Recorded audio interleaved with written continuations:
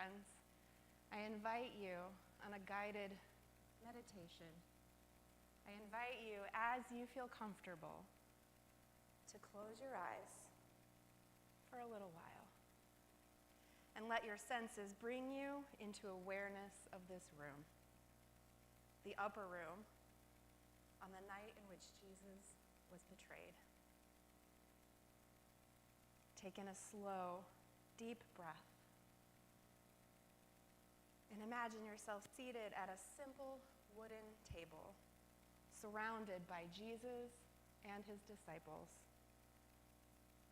Feel the wooden surface of the table beneath your fingertips, bearing the marks of countless shared meals. Breathe in. Can you smell it? The dusty air fills your lungs with the mingling scents of freshly baked bread and the bitter aroma of wine, mixed with the earthly smell of sweat from a long day of work and travel. Listen closely. The room is alive with the sounds of hushed conversation and occasional laughter. Every now and then you can hear the gentle clinks of pottery being passed across the table. Can you hear it? Feel the warmth of the flickering oil lamps casting dancing shadows on the walls, illuminating the faces of those who are gathered around the table. Can you feel it? The palpable emotion hanging in the air, the anticipation intermingled with uncertainty. Your body feels the warmth of the room wrapping you in a comforting embrace, inviting you to lean in closer to the unfolding moment. Now, as you continue to envision yourself in this sacred room, at this ordinary yet holy table, you notice Jesus moving among you. You hear the gentle rustle of his garments as he walks by you. With each step, his presence commands your attention, and yet he exudes a profound sense of humility and passion and compassion. Jesus kneels before you, his hands reaching out to cradle your tired feet. Your heart starts to beat fast. What is he doing? My feet are so dirty and they smell so bad. Oh, sweet child, he whispers so tenderly, these feet, they are strong and beautiful. These feet that are weary from the miles they've traveled, covered in dust from the road, bearing the struggles you've witnessed and the joys you've experienced. These feet, weathered by elements, they carry the stories of adventure and yet also bear the burdens of trials. They called to leave everything behind and follow Jesus. And yet, dear one, amidst the challenges, these feet bear the imprints of love from relationship and community, forged in laughter and tears and grace. These tired, beautiful, strong feet of yours have borne witness to radical love and service. There is no shame in the marks on these feet. So Jesus kneels before you, his hands reaching out to cradle your tired, weary feet. And do you feel the warmth of his touch? Immediately, a sense of peace flows over you, just as Jesus' love washes away the dust and weariness of your journey. In this holy moment, allow yourself to be fully seen and known by the one who understands the depths of your experience. Allow yourself to be fully present in this moment and know that you are held in the embrace of Christ with a love that knows no bounds. As you slowly awaken and come back into awareness of this present time and place. Feel the presence of the Spirit moving in and among us. Feel the energy of those near you. Feel the guiding presence of the ancestors holding you.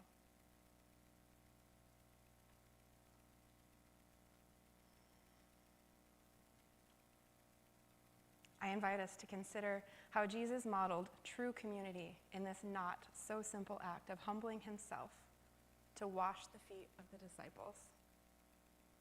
Despite knowing that Judas would betray him and that others would soon deny him and abandon him, Jesus humbly served them, demonstrating the full extent of his love. This radical act challenges us to embody a love that empowers us to treat even our worst enemy as our dearest friend. You see, life in community is not easy. It reveals both our virtues and our flaws. Our sense of belonging, where wounds often linger, become a place for the transformative power of the radical love of Jesus.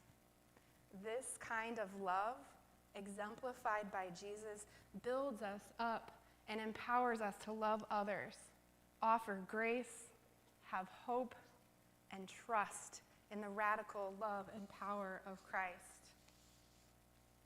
Now you might be wondering, that's great, Bobbi, but how do we practice this kind of radical love in our modern day lives? And I wondered what it would look like to wash the feet of others in today's world. And I actually don't think it would be much different than it was all those years long ago. It would look like community gathered around a table, being present with one another, belonging, dignity. It would say, I see you, I am with you, and I love you. It's about truly seeing others, being with them, and loving them unconditionally. Not just sometimes, but even when it's difficult. Practicing this radical love might entail listening empathetically to a friend who arrives at dinner exhausted and burdened by the challenges of the day, offering them solace and companionship without interruption or judgment. Embodying this radical love looks like cultivating brave spaces of belonging and inclusion where youth and adults are able to show up and live into who God has authentically created them to be. It might even look like packing up diapers for families who need help getting them from one paycheck to the next, or coming and filling a food hub 5 days a week, or dedicating hours to installing a bathroom door that makes life easier for someone with physical limitations. It means extending grace and forgiveness and compassion, even when it is humanly impossible. Ultimately, it is about choosing love over hate, even in the face of conflict or disagreement, and striving to reflect the boundless love of grace exemplified by Jesus. Remember that even knowing that Judas would betray him and that the others would soon deny or abandon him, Jesus still rose from the table, removed his robe, took up a basin and a towel to wash their dirty feet. Friends, we all have dirty feet. Me, you, your neighbors. There's no shame in this.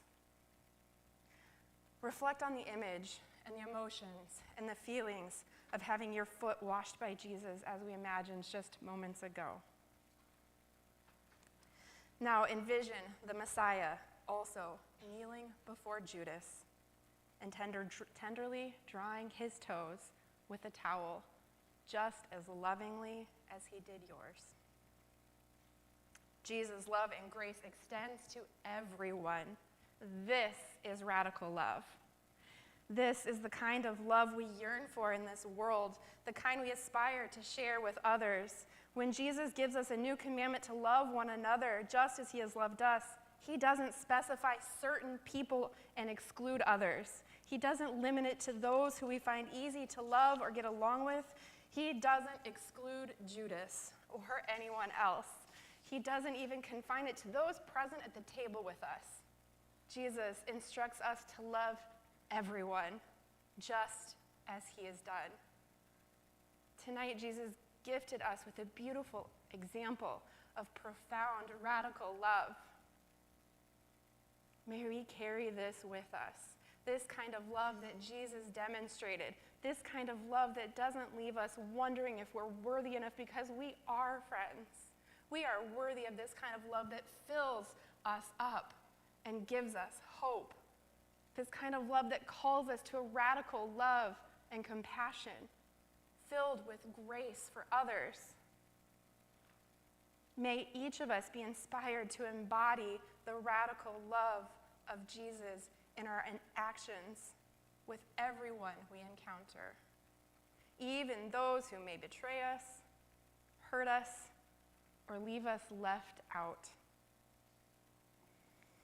Let us mirror the selfless example set forth by Jesus on this sacred night, extending love and grace to all.